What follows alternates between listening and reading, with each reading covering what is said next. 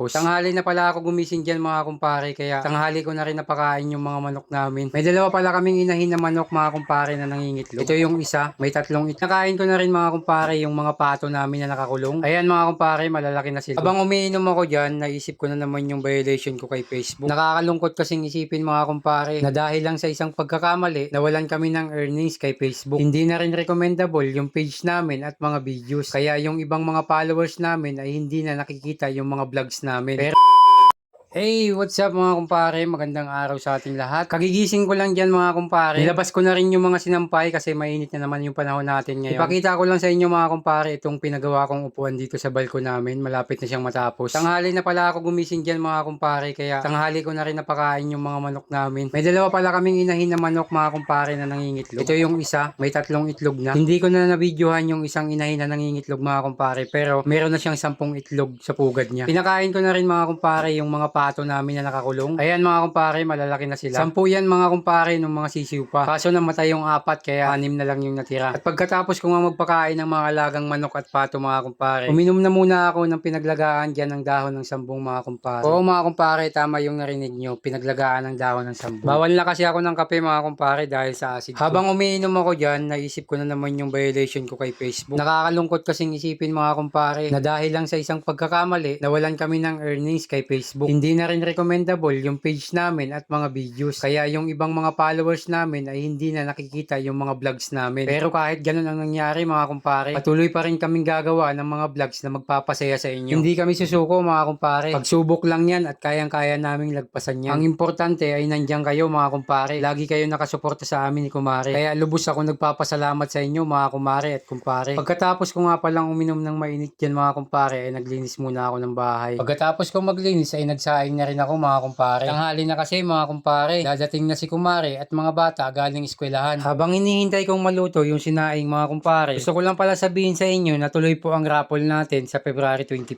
Doon po kami magla-live ni kumare sa isang page namin. Kasi dahil nga po sa violation namin, ay hindi rin kami nakakapag-live dito sa page namin na Bicolanong Negro. Kaya po dito kami sa page na to magla-live. Kung hindi pa kayo nakapollow, i-follow nyo na kami dito para makita ninyo yung live namin sa raffle. Sa mga hindi pa po pala nakakaalam, ang raffle namin ay para po sa mga nag-share ng mga vlogs namin ni kumare. Kung isa ka po sa mga nag-share ng mga vlogs namin ni kumare, ay maaaring nakalista ka at kasali ka sa gaganaping raffle sa February 25. Sa mga bago pa lang sa page namin at gustong makasali sa raffle, mag-share lang kayo everyday ng mga vlogs namin ni kumare para mailista namin kayo at makasali kayo sa raffle. Dumating na pala dyan sila kumare mga kumpare. Pinakita niya sa akin yung ginawa ng bunso naming anak para sa Valentine. Tumama, papa, ate at kuya. Salamat po sa pagmamahal at pag-aalaga sa akin. I love you. Kumain na rin kami dyan mga kumpare. At ito yung ulam namin mga kumpare. Lumpia na sprouted or toge. Binili lang yan ni kumare sa tindahan mga kumpare. Pagkatapos nga namin kumain ay nagigib na ako ng tubig na pampaligo mga kumpare. Hindi ko na ipapakita sa inyo kung paano ako naligo mga kumpare. Baka kasi mapalo na naman tayo ni Lolo Meta. At